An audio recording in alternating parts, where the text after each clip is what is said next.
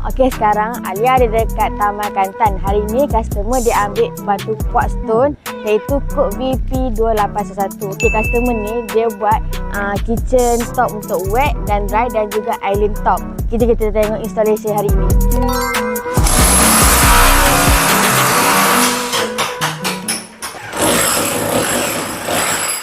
Okey, sekarang kita punya tim tengah pecahkan tile-tile yang lama dan kita akan letak batu yang baru.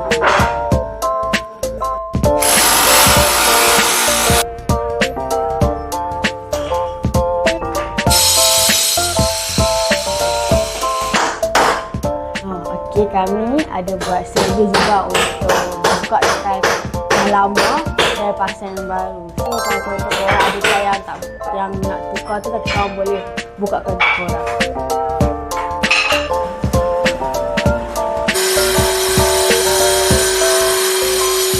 Okey, macam biasa kita akan ukur dulu batu dekat atas kabinet. Kalau contoh ada lebihan, kita akan potong lah. Kita nak buat ikut exactly atas kabinet tu lah, exactly size.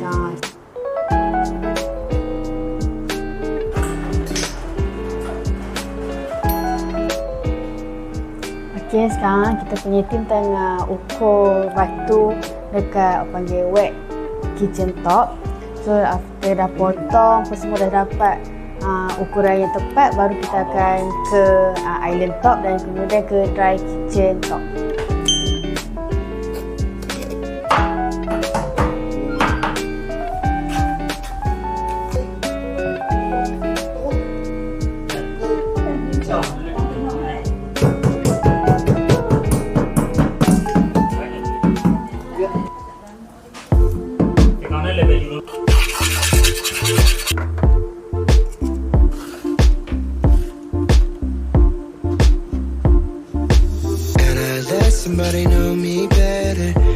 Okey, untuk day one ni kita dah siap, kita settlekan untuk wet kitchen top.